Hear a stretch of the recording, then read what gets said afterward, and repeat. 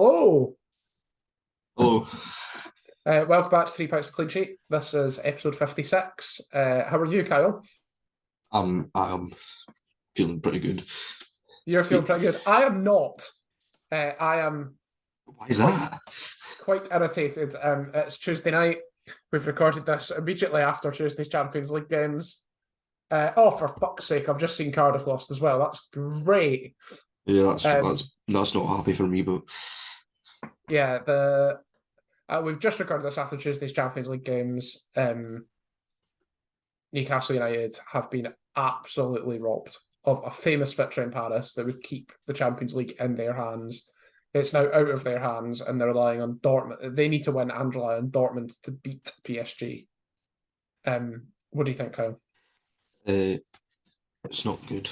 Having seen the penalty infringement, it's a bad. Infringement and infringement's a bad word because that implies it was an actual like that implies something bad happened. I'll change it. The penalty Incident.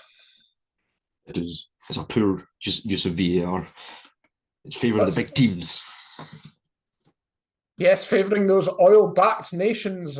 It's corrupt. It's horrendous. All those Qatari and Saudi owners. All those Qataris, get the Qataris out of football. They've had their World Cup. Why are they still here? It's absolutely scandalous. Newcastle played so well. It's a really well taken goal from Isak, just being the poacher. Ball comes off Donnarumma, poacher, and then Newcastle defended for their lives. I've seen a tweet. I would like to say I completely fell for the bait, which was, why are we saying Newcastle were robbed when PSG had an XG of over 4? And Newcastle had a possession stat which starts with a 2. There was a period of about the last 15 minutes at least where I think the most touches or most passes between any Newcastle player was 2. That was just hoof. Literally, head clear, comes to the edge of the box, get rid. Or hoof up to Isaac, who knocks onto nobody. Even at that point, Isak was like 20 yards out. Newcastle were playing like a back 10, basically. Or a back 8. It was very close to being a famous victory for Newcastle. And now instead we're talking about referees and VAR again, which we will get onto later. There's a couple of games where we can pick on that, actually. The other most of the season. Yes. Most of the season. I would also say PSG had about 3 penalty shouts at least, which all went to VAR and took a ridiculously long time to check, despite the fact that none of them were penalties. But are they stronger or weaker than their penalty? There's one, I think. So there's one that definitely isn't, and then there's one that's a handball that Darren Fletcher even said on comms at the time the penalty was given to say that one was worse than the one that was actually given. The whole thing's a sham. As soon as the referee gave penalty, Newcastle should have just walked off the pitch. Said, nah, mate, not happening. They did 4 for the game. That's a 3-0 loss. Yeah, but they have morals. Did I'd like, again, we can come on to this later. I'd like to see teams do that. Just go, nah, not happening, mate. See you later. Yeah, but then it ruins. Never mind. I take just once a season, let's give them a joker card. The manager can have it in their chest pocket, and then once a season they're allowed to just go after any VAR checks. We're not just having it if you're losing 6-0. After any VAR check you don't like, you just go, nah, not happening, mate. Here's my joker. Let's replay this from 0-0. Well, replays, that's a touchy subject for some folk. Yeah, but exactly. But Jurgen Klopp could have used this card. Wouldn't want to. I'd rather moan. No, you use your card. What do you think? Well, I'm trying to work out, teams would use it on the first day of the season and then have a ridiculously long Their last game, if they need to win it to stay up or win the league or whatever. But you can always do it after a VAR. You can always do it after a VAR decision. There's one about every game. That is true. I didn't like this VAR decision. Let's get the Joker out. Oh, we only won 6-1. I don't like that. I want 6-0. Oh, I need one extra goal to stay up. We're going to try again.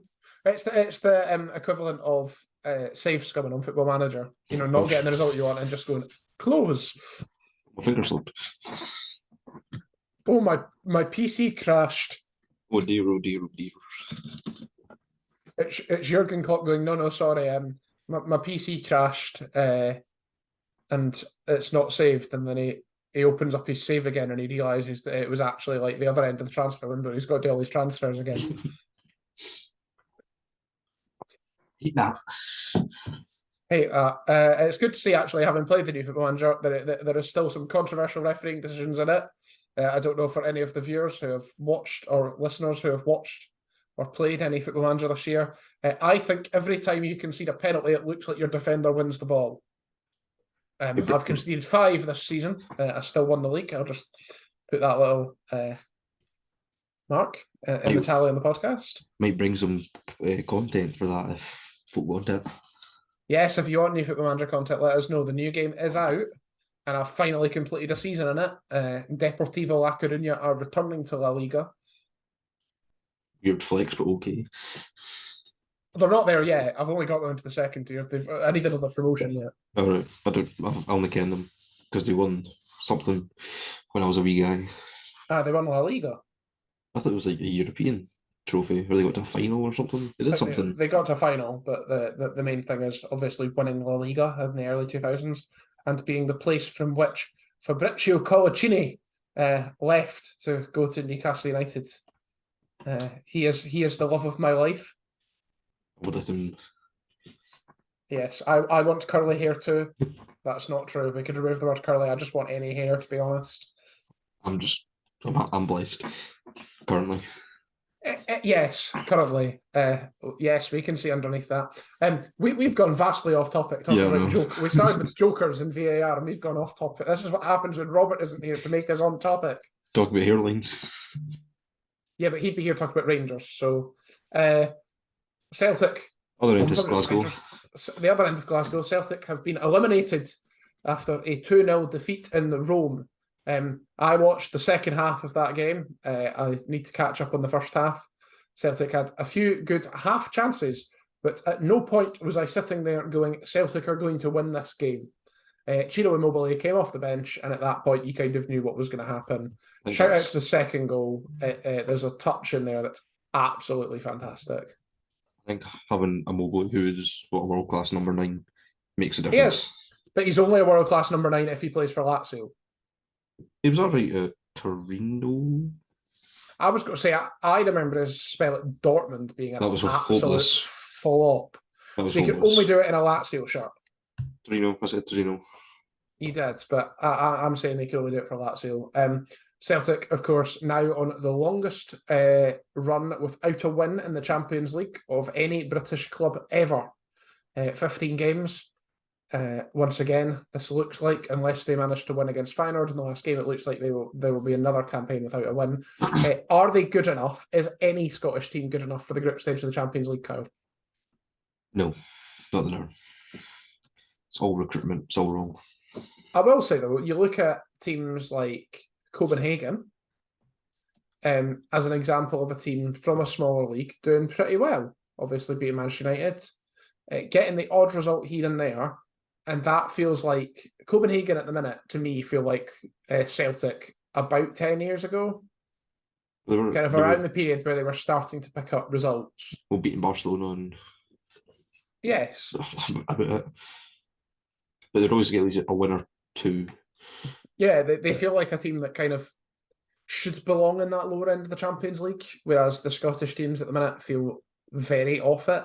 They actually challenged rather than just lying down, getting beat 6-0. Well, to be fair, Celtic, yeah, the Atletico Madrid game is a different one. Tonight, they didn't look bad. They huffed and puffed. Ultimately, the difference was Immobile, but it was the difference between 0-0 and 2-0. I think Lazio was always going to do well, at least win it. Again, Immobile did come off the bench, but they're always going to win it, or at least put a good shift in. But you are right about the transfers. Celtic, of course, sold Jota to the Saudi League. I cannot remember which team because they're all the same thing. Thank you very much. They're all the same to me. It means they're all eligible to come to Newcastle in the January. So Jota, Benzema, Kante, Ronaldo, Ruben Neves. Only because he plays for Benzema. with Benzema. Oh, I just meant Ruben Neves is coming to Newcastle in January. Jota can come too if he wants. That Maximan Actually, 2.0. that's not true. He wouldn't get on the side. Well, Saint Maximan's there as well, mind. He's done it once. Doesn't want it again. No, I wouldn't have him. I would. What was that? So Jota, 25 million. And they spent 20 million in the summer, mostly on younger players. A project, some would say. Some would say a project, but Celtic, you get a lot of money for going to Group Stage Champions League. I think we touched on this before, which is beating Rangers seems to be enough. Winning the league seems to be enough. I think that's like your benchmark for Celtic managers: beat Rangers, win the league. And similarly, beat Rangers and do all right in Europe, but if it's the Champions League, it's fine. You can get a free pass because we know it's difficult. And it's going to become more difficult with this new format where 1 or 2 wins might not be enough, and then there's another playoff round you've got to get through. Yes, there are more games, and that's more income, but it's ultimately going to be much harder to progress. This is the opportunity in this format to do well, and it's just not happening. Well, the more Celtic and Rangers makers are set, the coefficient goes down, more qualifying games. It looks like not this season coming, but next season we're going to have to play a few more qualifying games. Unless Rangers do miracles in the Europa League. That's not happening because Newcastle United are finishing third in the Champions League group and playing Manchester United in the final. They might, might play Rangers in the final. That would be all right. But that would be a good game. I'd like to see that happen. If Rangers finish second in their group, which is still a real possibility, they could play Newcastle United in the next round if Newcastle finish third. Similarly, if Manchester United finish third, which they need some more points to do quite urgently, they could also go in that pot as well. How much blame does Rodgers need to take for Celtic's poor European performance? He's the manager. The buck sort of stops with him. So I would say full blame? His tactics, his players, his everyone else. He can only do things with the players he has available. He signed them. Did he sign them though? They could say no, I don't want him. He's rubbish. He could, but then the board could go, tough shit, you're having him. Stand your ground. What are they going to do? The board are just going to go, no, we're having him and sign him. Stand your ground. I mean, you can stand your ground, but there's only so far. If you say no and they go, okay, we're doing it anyway, what do you do? Just not play him? Yeah. I think we've just found out that Palma's the only good signing they have this season. Is that your opinion of it? I don't watch Celtic, but yeah. You don't watch Celtic. He's the other one. Is David Turnbull not their top scorer in the league with 7? I won't say I've seen that stat. I wanted to say that the top goal scorer in the league was David Turnbull with 7, and James Tavernier was also on 7. That and it's just the fact that David Turnbull has the same number of goals. And while you're talking about penalties, I'm going to double check that. Yes, it does. They are the top 2 goal scorers in the league, James Tavernier and David Turnbull, with 7 each. David Turnbull has played 2 less games. Well, Tavernier's all penalties. Turnbull arguably the same. So is the problem that the Old Firm are getting too many penalties? Because that happened at the weekend too.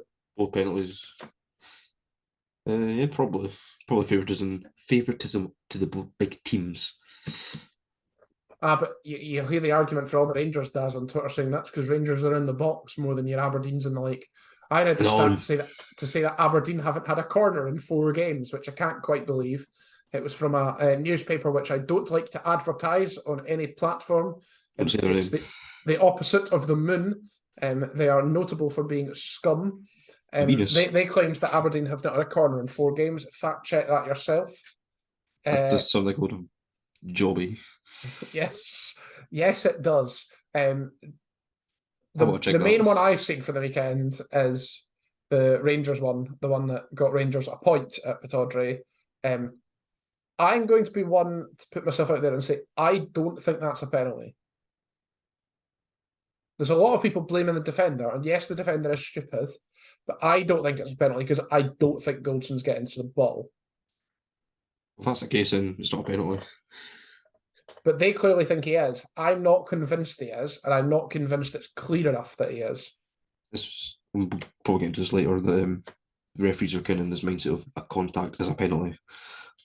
Yes, but in the same manner, it's getting too complicated. Let's make it easy. Let's not have penalties. Let's have free kicks, and if they're inside the penalty area, then they have to be indirect. Just think of how many. I've got a better idea. Foul in the box, MLS penalties. Oh, the ones where you got to ice hockey penalty shots. You got to do that instead. I thought you meant Diana Ross gets to take them all for you, which means she'll miss them all. Yeah, she can if she wants. She's going to be very busy. She's got to have to change her shoes about 3 times every time she's at Ibrox. She's got a new pair of tempos. Again, we've gone off topic again, Kyle. What's going on tonight? This is the rambly edition of 3 Fights and a Clean Sheet. I'm enjoying it. I'm enjoying it too. If you're enjoying it, let us know in the comments. If you're not, then if not, put in the comments that you want Robert back quickly to give us some order rather than this absolute chaos. That's a good idea. So what have we got? Okay, we've got a Joker and we've got Diana Ross stroke MLS penalties. Those are the ideas. And I've got scrap penalties and just have indirect free kicks. Because not only would that mean that it would be a laugh because you get to see an indirect free kick like 3 times a game. It would also be a laugh because people would just half folk in the box. It was only an indirect free kick. They tend to score them, don't they? I've never seen one really, so I don't know. Yeah, there's not very many because no one gives back passes, despite them being obvious back passes these days. The last one I wanted to talk about on that rather weird subject, which was about indirect free kicks, is that the only thing I'd have, if we're having indirect free kicks in the box, that means if you handball on the line, we're just giving a goal. No, it's on the line, and everybody's behind the goal, and they've just got to like dive for it. If you deliberately handball it in the 6-yard box, we're giving a goal. This is Greg and Kyle's football revolution. Still here. You're still. What are you doing? Got cramp. You've got cramp. Kyle gets cramp. Great. As if this episode couldn't get any worse, Kyle. Cut that if you want. I don't care. I'm not cutting it. You'll know very well, Kyle. There's very little editing goes in this podcast. There was only editing last week because it saved the 20 minutes I was at the door. All of you will be pleased to know, Kyle especially, I have heating again, so life is good. Shall we move on to the Premier League? Yeah, maybe get some order again. Yes, some order. So, will we start with VAR or will we leave VAR to the end? Start with it. I don't know. Let's start with VAR. Gary O'Neill's unhappy. Quite right, to be fair. He is quite right, to be fair. What did he say? 7 points they've been cost now? I thought it was more than that. It's like a win and then like 4 draws. Yeah. I think is what they've been cost. Because there's Luton, Sheffield United, Man United last night, and Newcastle. So there's 5 games, 7 points. So it's a win and 4 draws. Last night's is the latest in the scandalous Wolves VAR scenario. Yeah. So, 2 penalties, I can't mind. 2 penalties against Wolves, 1 for Wolves. The 1 for Wolves still has controversy. It's the second one given in the game, but we'll talk about it first. It's a clear foul by Ream. There's an argument he's not the last man. If he's the last man, it's a clear red card because there's no effort to go for the ball, he just pushes him. The fact he's not the last man, it appears, I don't know if the referees forgot he's on a booking. Or... Well, the thing is, if he's forgotten he's on a booking, that still doesn't explain why he doesn't book him, does it? Like, it's clearly a booking. Dictionaries will have, like, underneath a booking, will have that as an example of, I shouldn't do that simple, that's controversial these days. Illustration of him just shoving. Yeah, and underneath not a penalty, we'll have both Fulham penalties, because neither of them are. You could argue the Kearney one is debatable. I don't think you can. It's better. It's more concrete than the bloody legend. Kearney and Semedo play the ball at the same time. Kearney then hits Kearney again, and Kearney falls over. Kearney could just like take that as a touch and carry on, He's done that wee thing where like the juke, like do a wee quick juke around the player. That's kind of deceived the ref. But he's decided that, like, for that to happen, he has to have decided he's going over as soon as he sees Semedo go in. Because as soon as Semedo wins the ball, he has to decide he's going over. Because he doesn't naturally go over, he throws himself, like, that's a dive, in my opinion. Like, it's not going to get given as a dive because there's contact with the ball from both players, but Kearney, his intent there is to win a penalty. He's not fouled, he has the intention of winning a penalty, and he does call on the referee. The second one is horrendous. The second one, there's just no contact. I don't know what they're looking at. Well, referee, he didn't give it in the start. And then VAR gave it. VAR gave it in the end. It was Yes, Stuart Atwell, famous for refereeing Manchester United versus not Manchester United, Newcastle United versus Arsenal this season, which wasn't controversial at all. He's had his fair share of controversy. I was just checking. He was VAR tonight, Stuart Atwell. After being VAR last night, he was also VAR tonight in a Champions League game, because God help us, where they managed to give no yellow cards and no red cards. good old Stu. I think he's too busy getting shouted at by Gary O'Neill to have been watching any of the game. I was in a choke goal all night. Well, it's also not, like, for a referee, that can't be easy. Like, I know it's VAR and it's just VAR, but a game on Monday night and Tuesday night is pretty damn intense.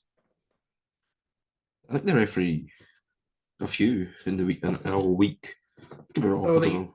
they usually do a fourth official and VAR, or a game and VAR, or No, there's only so many, and yeah, they're all getting fired. The problem is, and that's the reason why when people say you need to demote them, the whole reason why, for example, Anthony Taylor got demoted after Wales versus Newcastle, went to the Championship, made a shocker of a penalty decision, and the next week was refereeing Chelsea Man City.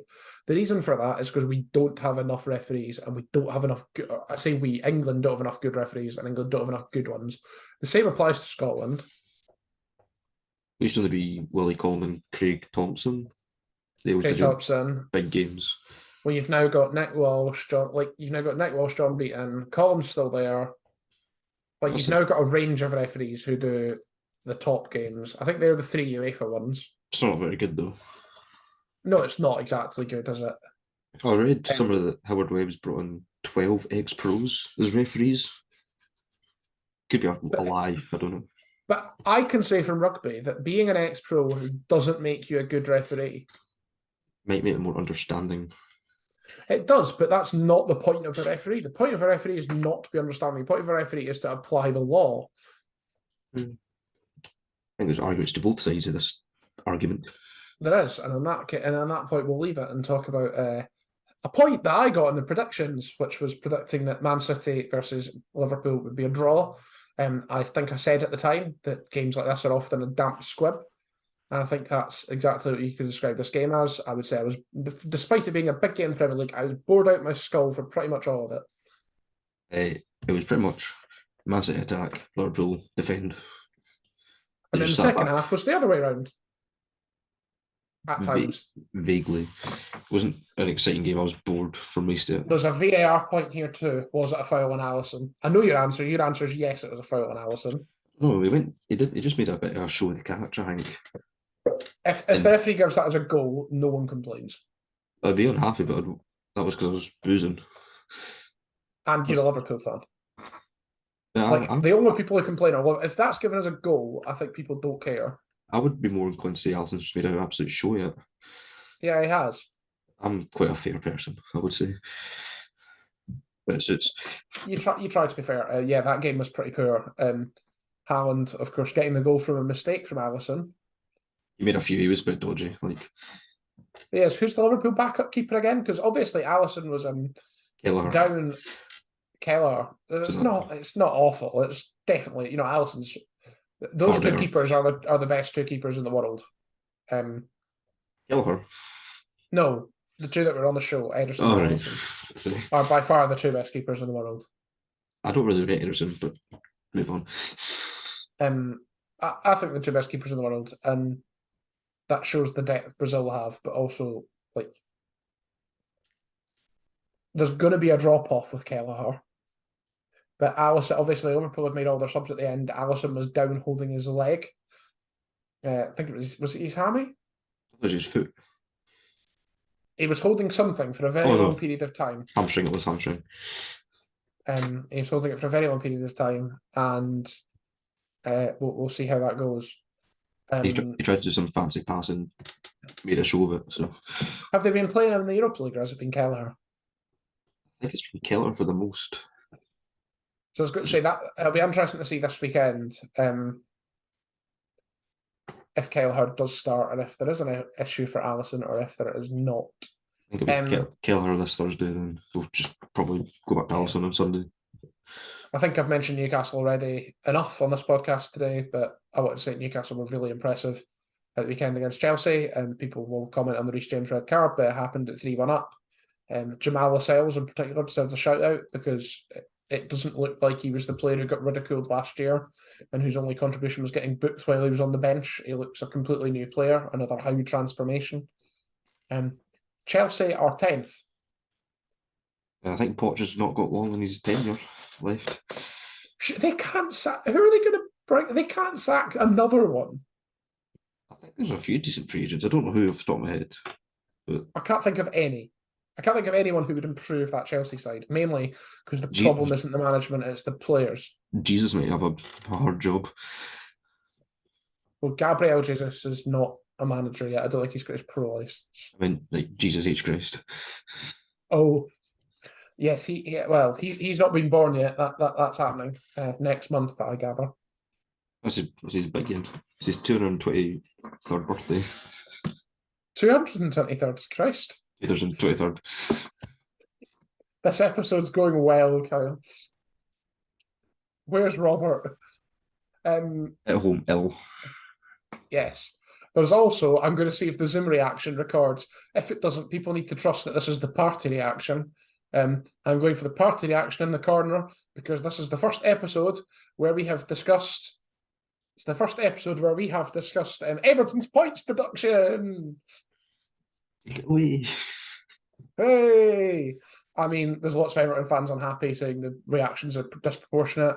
There's a lot of Man United fans who need to be told that the reason Man City haven't been done yet is because they have 119 charges and Everton have 1. Yeah, Nathan Patterson, I've heard. Apparently, some said it was Nathan Patterson's. I heard it was through Ben Godfrey. Christ. Does he even play?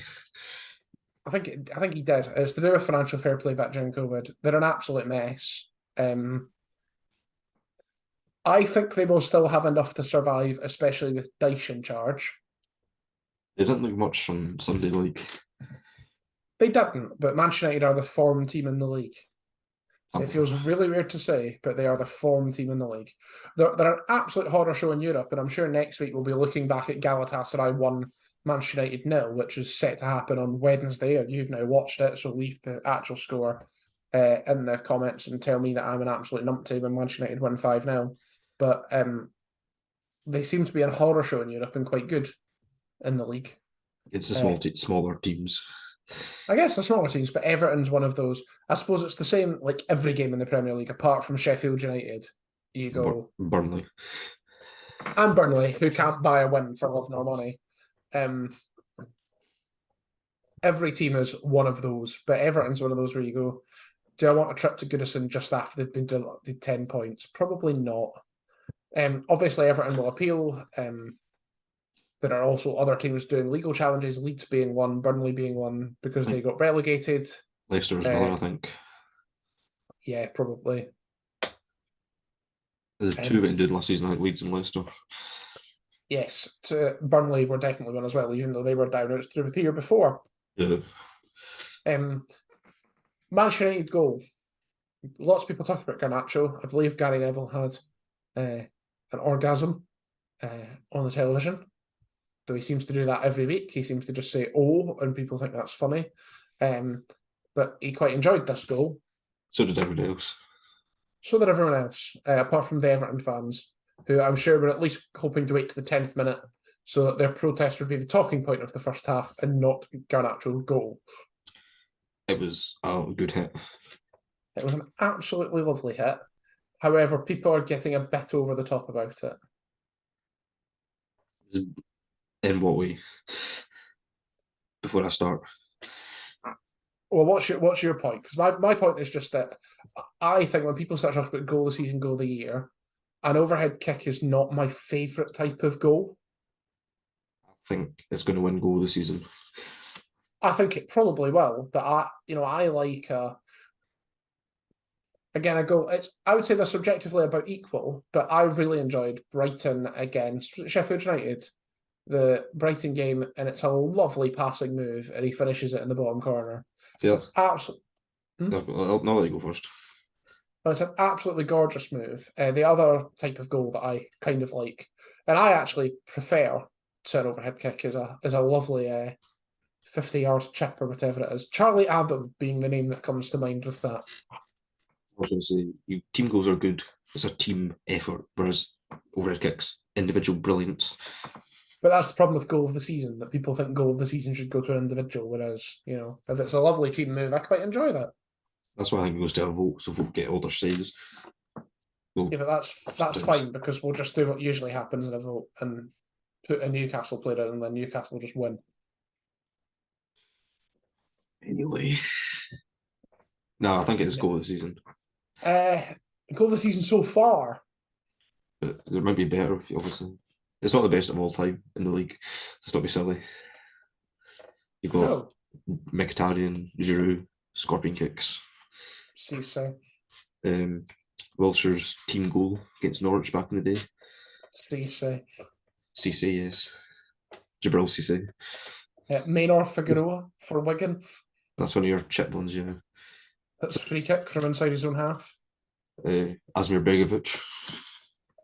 Yeah, I was going to say, I at this point, I'd like to nominate. Was it Tim? No, it was Paul Robinson as the one I can remember from a goalkeeper against Watford in about 2007 or something, where it bounces nicely over Ben Foster's head. Alisson, his header, that was an I important knew goal. you were going to say. I knew you were going to say Alisson's bloody header. It's not a good goal, but it's an important goal. But if we're doing important goals, there could be all of those. Lots of people comparing it to Rooney's overhead kick. It was better. Yeah, stop comparing it to Rooney's overhead kick. Rooney's overhead kick was a shin, and it was absolutely terrible. It's known as a good goal because of the context that was in. It was still a good goal, but he's been distracted by the notification on his phone. Yes, it was a good goal. It is a good goal, but one, it's a shin. Two, it's only such a good goal because it's against a rival in added time.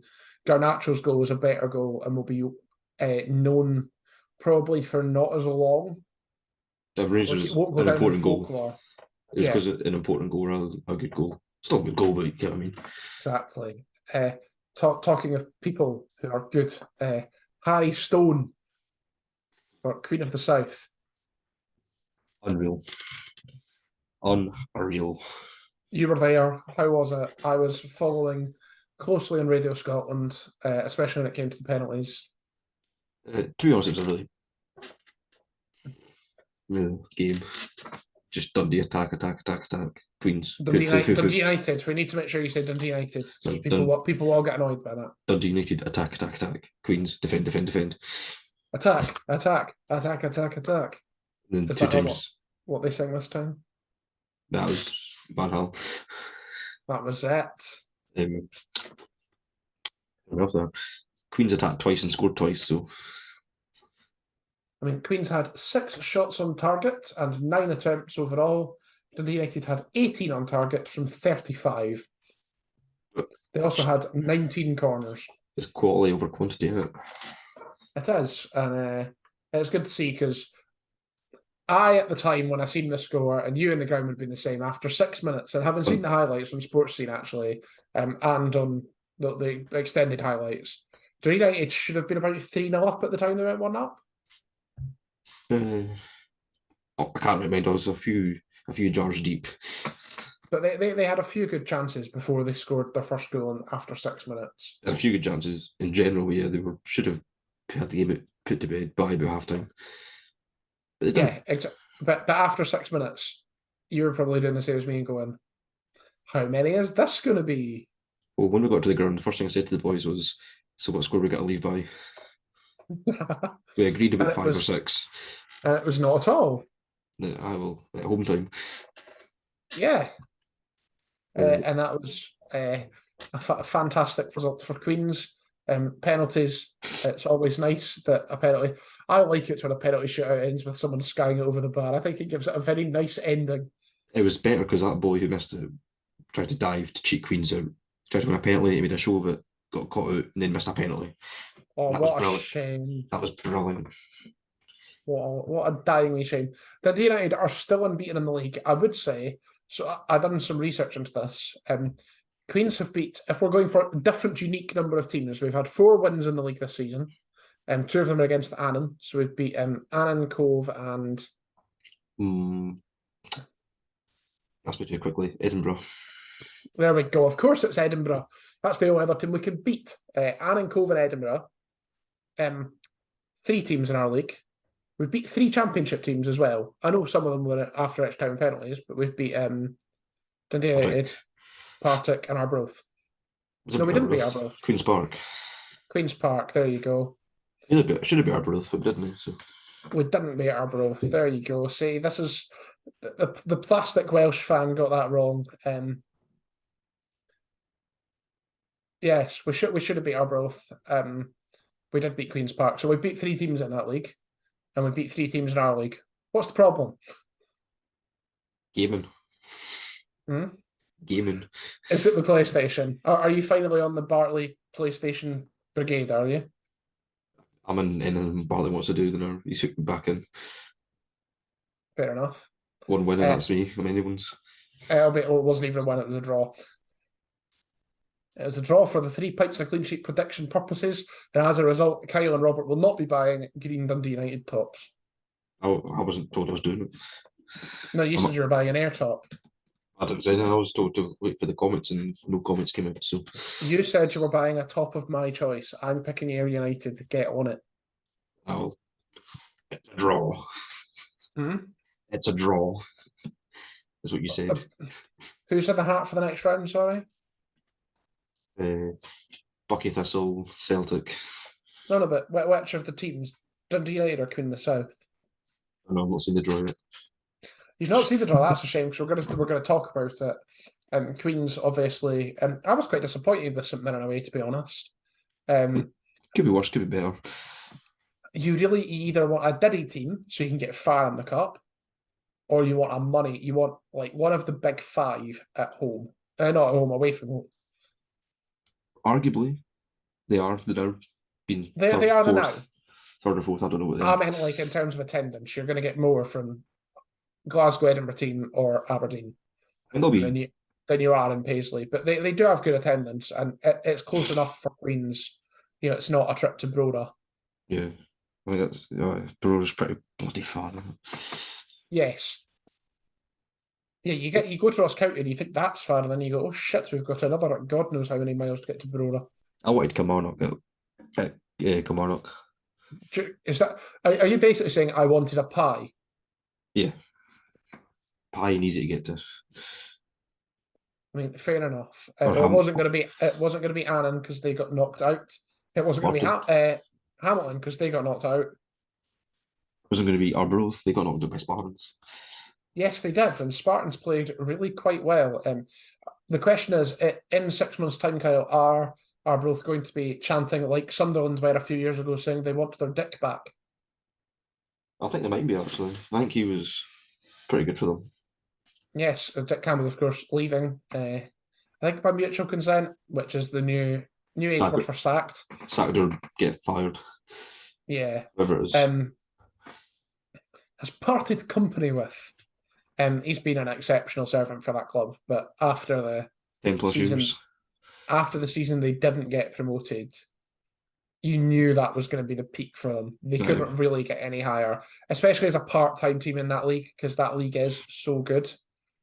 I think the fact they're still there is still impressive. The fact they're still there is really impressive. It's also good because it's another team that will turn up and beat Queens if they get relegated. Well off though. They're clinging on.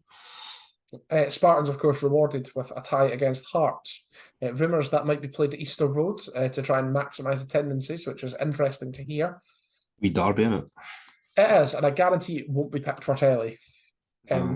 So I think, based on last season, I believe that Viaplay take Celtic and Rangers games. That's how it worked last season anyway. And the BBC had a choice of two others. I would suggest Spartans Hearts is going to be one of those. Clyde Aberdeen's another one that jumps out as a tie that might get picked for telly. BBC love going to a wee run, don't they? Forfar versus Hibs. They go to Brora Cove, just sort of thing they do. I don't think they will. Although they always go to a wee run. Maybe Bonnyrigg Falkirk, that's a... Bonnyrigg Falkirk again, that's probably the game you want to see on telly. That'd be a good but game. I guarantee it'll be Forfar Hibs or... Ayr Kelly sounds like a good game as well, actually. It does, but again, I don't think that's what they'll pick. I will say, actually, to go back to me listening to the Queen's game on BBC Scotland, whichever one he's on Sports Round said Queen of the South in the same sentence as Darvel for embarrassing Jim Goodwin Cup exits. Get in the bin. Still kind of embarrassing, isn't it? It's not, though. Darvel are not even in the Lowland League. Yeah, they were money a fuck. Pardon my Yes, French. Yes, they do. However, we are Queen of the South. We've got to a Scottish Cup final this century. No, but so did Gretna. Look at them. Yeah, they're dead. They don't count. Gretna late. You know, we're a league side and an established league side. Stop talking to us like we're no one. But Dundee are high flying, unbeaten XYZ. Dundee United. Dundee aren't unbeaten. They got beaten weekend by Hibs, man. Is that a link to predictions? It is a link to predictions, though. Not there yet. Yeah. No, I think that pretty much is everything. We basically are predictions. Celtic versus Bucky. That was the last question I had for you. How many? For what? How many goals? I think it's going to be 3-0. Do you know? Well, it depends who Celtic, but do Celtic just play the kids? I think we'll do a excuse me, like some better players than kids at the back, maybe. They'll do a mixture. They always do a mixture. They always do a mixture. I reckon we're going for 6 or 7. I would say the video of Bucky reacting when they get drawn against Celtic is phenomenal, and what cup football is all about. It's a good tie for them. They'll get so much money for that. They will get so much money for it, but it being on telly is probably a bad thing for them. Because why would all the Celtic guys go to Parkhead when they can just watch it on Viaplay or on their dodgy sticks, more likely? During your team, would you go to it if it was you were a Celtic fan? No. I probably would. Unless it was included in your season ticket, you wouldn't be paying 25 quid to basically watch Celtic B, or however much it is. I'd pay 18 to watch Queens play Bucky. Yeah, I would pay 18 to watch Queens play Bucky, but that's not Celtic reserves. I said they're the strongest team and whitewash them. Yeah, but they could watch that on the telly or in the pub.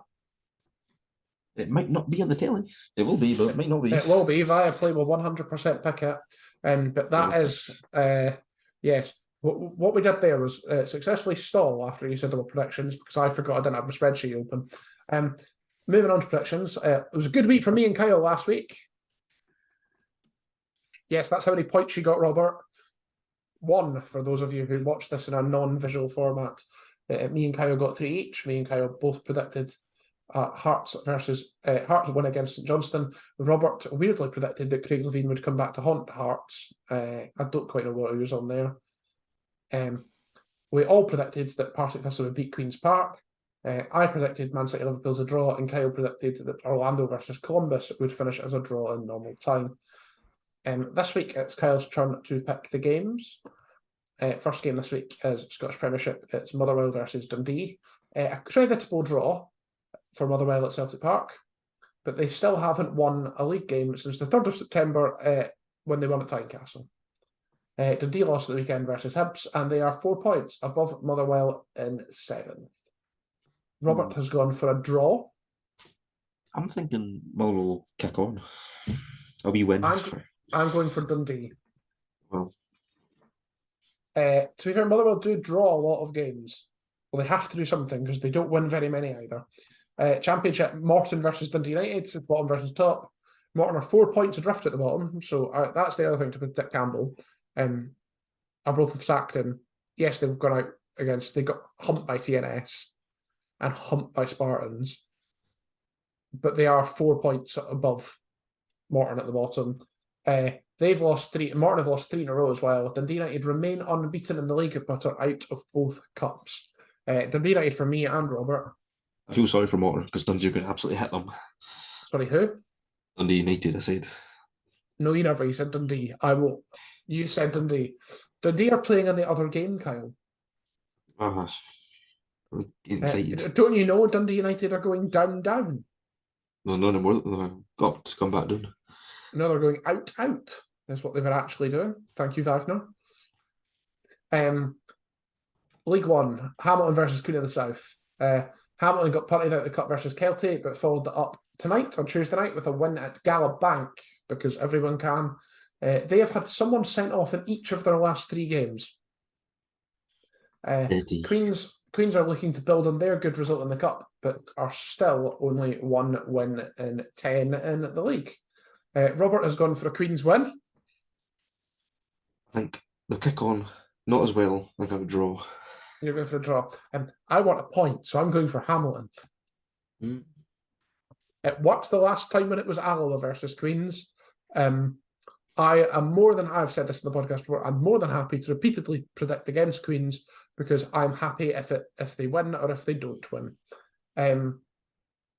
I'm more happy if the Queens win, of course. Scottish League 2, Stennismuir versus Bonnyrigg draws. Bonnyrigg are 5th and have 2 wins in their last 5. They're 10 points behind Stenny, who have only lost once in the league. I think Stenny have got this in the bag. As do I, as does Robert. We've got the FA Cup game, which is Sutton United versus Horsham. Horsham, of course, back in the FA Cup. They got beaten in a first round replay by Barnsley, but Barnsley were then punted out the cup for fielding an ineligible player. Thank you. Sutton are bottom of League 2, but are 5 unbeaten in the league, despite somehow being bottom. Though, to be fair, that's because 4 of them were draws. Horsham are 8th in the 7th tier of English football, which is 3 tiers below Sutton. Robert's gone Sutton. I think this might go to another replay. I think Sutton. I was going to say a draw, but I'm swaying towards Sutton. See, I should have went safe and went for Sutton. I've not, but I've went safe and gone for Hamilton, so it'll be fine. And the last game, Bundesliga, Bayern Munich versus Union Berlin. Bayern are 2nd, but are unbeaten and drawn only 2 games. In fact, they've done that and are still 2nd. It's phenomenal. Union are 2nd bottom and haven't won in the league since they won their first 2 league games in August. Robert's picked Bayern. I've picked Bayern. Kyle, are you picking Bayern? It's a hat-trick. It's a hat-trick, which is probably what Harry Kane will get in this game. These nice new Skechers shoes. Oh, the boots that breathe. Yeah, so I've realised we've not put FPL update on this outro. I've got it already. Which is a shame. He's got it ready. I've realised that, and I've realised that this week I want one because it's good news for me. Right, so that's the end of this week. So yeah, I'll see you all next week. Anyway, so number 1, as per, is my namesake again, Kyle Payne. So well done for your dirty teeth. Then 2nd is Greg. I'm coming for you. Was it 13 points off? That's all right. It's not. It's all right. I'm very annoyed that the other Ollie Watkins goal, assisted by Luca Digne, was chalked off on Sunday. Otherwise, that would have been another 8 points. And there's a new phrase in 3rd place.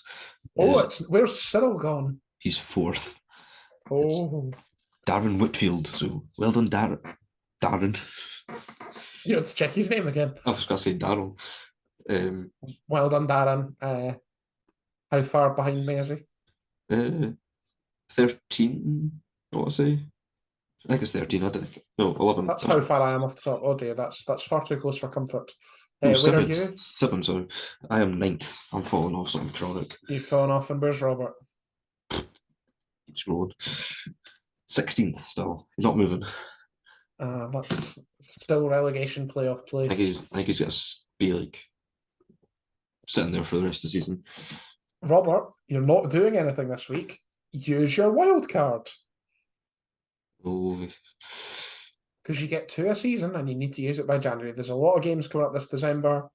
It's going to be a really busy month for football. We will try and keep you up to date with all of the patter.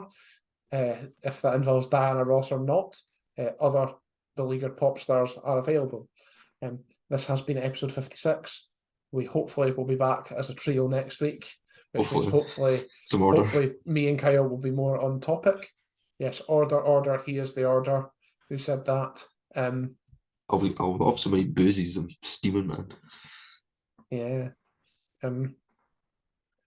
That's the end for this week. Thank you very much for watching and listening. See you all soon. Speed.